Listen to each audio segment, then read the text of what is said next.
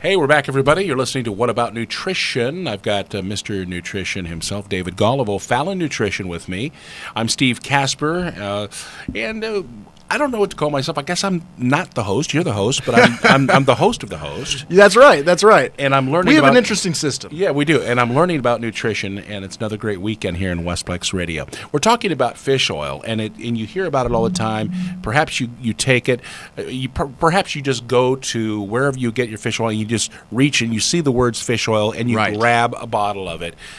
There's a lot more to it than that, right? Yeah. So we got to talk about some important points in purchasing fish oils. So, obviously this is fish oil, and we all know that when we're buying fresh fish, we want to smell it. You know, if it smells fishy, we don't want it.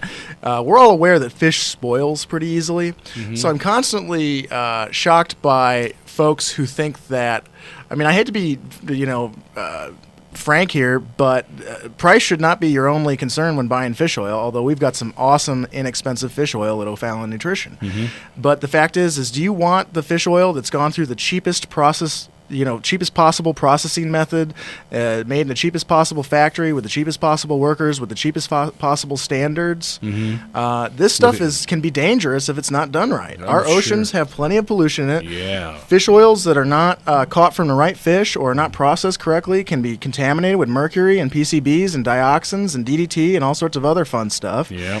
And in addition, fish oil, because of the nature of the fat, we talked about how these fats are very fluid in the previous segment. These fats are also extremely susceptible to oxidation, which is where oxygen literally damages them, heat damages them. You know, inside a fish, they're not exposed to oxygen, so they're safe. But once we take the oils out of the fish, they're at the mercy of the elements. So the better quality fish oil companies will use processing methods that are much cleaner. That in the best companies, Minami and Renew Life, for example, use low heat methods called supercritical extraction. We have a brand called Omega by New Chapter, which is phenomenal. It's the only extra virgin unprocessed wild salmon oil in the world, caught from sustainable wild salmon. And when it's third-party tested, comes up incredibly pure, beats the other brands, meets all sorts of high standards. So I just want to point out that when you purchase a fish oil, you want it to be clean, you want it to be pleasant tasting, and you want it to be effective. And also, a lot of people don't necessarily want to take 800 pills. Steve, did you know the American Heart Association standard for supplementation of EPA and DHA, the two fancy omega-3 fats in fish oil, the standard is 1,000 milligrams combined for just those two fats. And this leads us right into a really important point for everyone to understand. If I don't communicate anything else today, this is something that's worth hearing. You measure fish oil in two ways, and everybody's confused and everybody's talking past each other. Mm-hmm. You measure, first of all, you can measure the amount of oil in the pill. That's just the amount of fish oil. Typically, it's going to be 1,000 milligrams more often than not. Mm-hmm. However, you also have this more important aspect, which is how much of the actual omega-3s, and more specifically EPA and DHA, are in that pill. Ah, I see. See, so we have folks coming in all the time who say, my doctor told me to take 2,000 milligrams of fish oil a day. And every time we're forced to bring up this question, well, I wonder if your doctor meant 2,000 milligrams of EPA and DHA, or if he meant 2,000 milligrams of just fish oil. Or I wonder if your doctor even knows the difference between those two statements. And often, frankly, unfortunately, they don't. So it's really important to be aware when we're dosing fish oil that every company out there, the cheapest ones included, will throw, 1,000 milligrams right on the front of the label, or 1,200 milligrams. We've got to turn the bottle over, and we've got to look at the milligrams of EPA and DHA. You could be paying for 2/3 of other oils you don't even need. There could be saturated fats in there. There could even be trans fats in there in some cases. So when you purchase a fish oil, that's one of the things to be aware of. And at O'Fallon Nutrition, we have every possible variation on fish oil dosage.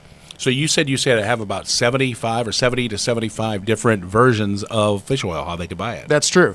And so, one of the reasons for that is, some people want a fish oil that is extremely high in EPA and pretty low in DHA. There's been a lot of recent studies on mood issues. There was a placebo-controlled study done in Europe comparing fluoxetine, which is Prozac, to high doses of EPA. The EPA performed extremely well in that study. That was actually on our Minami brand of fish oil. You've got other fish oils that are high in DHA. DHA is a big part of the structure of our body, like the structure of our brain, the structure of our heart. But it's not so active in terms of little chemical processes and reactions that take place in the body. EPA is more active in those processes, but it's not as much a part of the structure of us. Other people are looking for a fat called GLA in addition to these, and GLA is used to promote issues like healthy hair and skin, healthy joints, but also it's used a lot by women for support of a regular menstrual cycle, for example. So you've got all these variations. In a store like ours, we have folks there that can help you work it out in order to find the right product for you, and also just we have super concentrated products. There's folks, like I said, that 1,000 milligrams of EPA and DHA combined. If you're buying normal strength fish oil and 1,000 milligram soft gels, it's going to require about 3 of those to cover that. Wow. Some cases 4. We have products at O'Fallon Nutrition that are super concentrated. One of our products by Manami, Omega-3 Platinum, is 1,100 milligrams of EPA and DHA in one pill. Oh my gosh. I mean, it's really incredible what they can do today.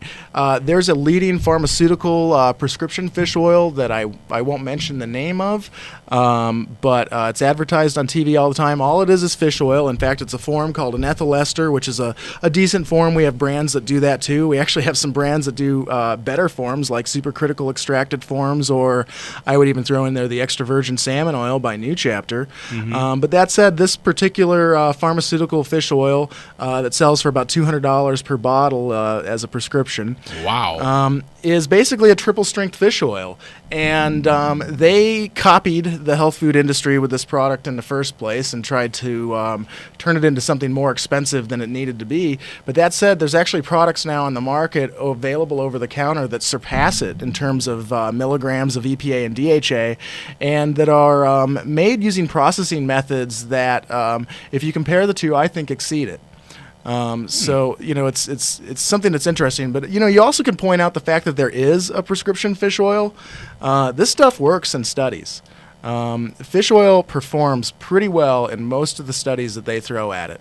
The prescription one, I think, is limited to specifically talking about raising your good cholesterol, the HDL, and mild improvement in triglycerides. Actually, other fish oils have had even better results in some studies, not to mention the studies on mood and things like that. But I digress. Yeah, let's do one more minute on this. If you were to take a sheet of paper and go 1, 2, 3, 4, 5, what are the 4 to 5 things that fish oil taken properly or at the right milligram level, let's say, whatever they get, are going to do for you? What's it going to do for you? It's a good question. On a basic level, at low doses, it's going to help you with health maintenance. We're talking about, healthy skin cells. We're talking about a basic balance of the inflammation in your body, which is because you need these omega-3 fats to make the anti-inflammatory prostaglandins. Basic mood support, another critical factor. The brain requires DHA for structure and EPA for good performance. A lot of people think of fish oil when they think about things like arthritis and joint pain, and I can't say that it cures those or things like that legally, but I can tell you that it helps you to make the anti-inflammatory prostaglandins that reduce inflammation, as well as lubricates your joints. And a lot of this is dose specific. So folks are going to get more benefit. I hate to say it, it sounds like you're selling, but to a certain extent, the higher the dose, the more efficacy in the study. And a lot of the studies use quite a bit. The American Heart Association recommends 1,000 milligrams of EPA and DHA combined. There's protocols that go up to 4,000 milligrams. There's a lot of research in the world of cancer, and we can't say that omega-3s cure cancer or anything like that, but we can say that inflammation is basically at the core of the cancer process, and that there are studies going on right now looking into the benefits of omega-3 and prevention of cancer, as well as therapeutic effects of omega-3s. Yeah, wow. So, but when you boil it down, it comes down to brain, it comes down to inflammation, which means anything that ends in itis, but specifically, joint issues, things like that. And then, of course, the heart. And we talked last week, we don't want our platelets in our blood to clump up. We don't want to get a clot and have a bunch of platelets clump up in our heart or in our brain. That's what causes a heart attack or stroke. Omega-3s help to encourage the platelets to disperse from each other instead of clumping up. You want them to disperse. If they clump up, we've got issues. So they help to make our platelets more slippery. I mean, that's the purpose of the drug Plavix. How many people with heart disease are on this medication, Plavix? Yeah, right. And the purpose is to make our platelets less sticky. Well, they get sticky when we eat too many of the sticky fats, which are our long-chain bad saturated fats we talked about last week. Which you can get by taking a lot of carbs, too. Right. Eating excess carbs will convert into those wrong fats. You're totally right, Steve. So we want these omega-3s to keep slippery platelets. So it boils down to your heart, your brain, and your skin, which is like, I mean, how much more important does it get than that? Yeah. I should point out there's special essential fatty acids like omega-7, which is available within some of these products or by itself as sea buckthorn. Dr. Oz has been talking about it a lot, and that's used for issues like vaginal dryness, for example, which is a big issue for some people, and we should throw out that fish oil or that essential fatty acid omega-7 exists. That's a big problem for me personally. Well, I already knew that, Steve. Never mind. I already knew that. Man. In the last minute of the show, I got to cover one last issue, which is not very technical, but taste. Listen, guys, if the fish oil tastes fishy, that tends to mean that it's rancid. Folks want to do a quality test of their fish oil right now at home. Take your fish oil soft gel, puncture it with a needle, squirt a little bit out on the back of your wrist, lick it and smell it. Probably smell it and then lick it, but if it smells really fishy and if it tastes funky, it's probably rancid. That can actually be more bad than good for you. Really? And yes, because it can be rancid fat, it can increase oxidation. Not good. And the omega-3s, once they're rancid, are no good. And then in addition to that, I should point out a lot of our really cool brands of fish oil are flavored with natural lemon or orange. And then finally, we sell an amazing product from Barleans, which is a heck of a company that deserves a lot of credit for making flax oil famous in the 90s. Barleans has a line called Omega Swirl. These are fish oils that have won tons of awards. They're very, very clean, but more importantly, they've been put into a creamy texture. Some people just don't want that oily texture. These are creamy. They're sweetened with xylitol. We carry about 8 different flavors of this stuff. Kids go nuts for it. We sample it in the store. If you have a child that hates fish oil or if you hate fish oil, I double dog dare you to come to O'Fallon Nutrition. Try some Barleans Omega Swirl. You will be impressed. Amazing. Great show as always, and we are out of time. David Gall, O'Fallon Nutrition. O'Fallon Nutrition located in O'Fallon, Missouri, down there by Fort Zumwalt Square on the west side of Veterans Memorial Parkway, right behind JJ's Restaurant. That's right. And you can find them on the web at O'FallonNutrition.com. That's O'FallonNutrition.com. Everybody, great show again on Westplex Radio. Thanks again for being with us, David. Hey, thanks a lot, Steve. I loved it. I loved it too, and I always learn about this stuff, and so I will take my supplements or my fish oil with meals. That's right. And I'm going to kind of double check on everything else. How much EPA and DHA are you getting? Yeah, exactly. We'll find out next week. Exactly. All right, Steve Casper, David Gull, O'Fallon Nutrition. It's What About Nutrition right here on Westplex Radio.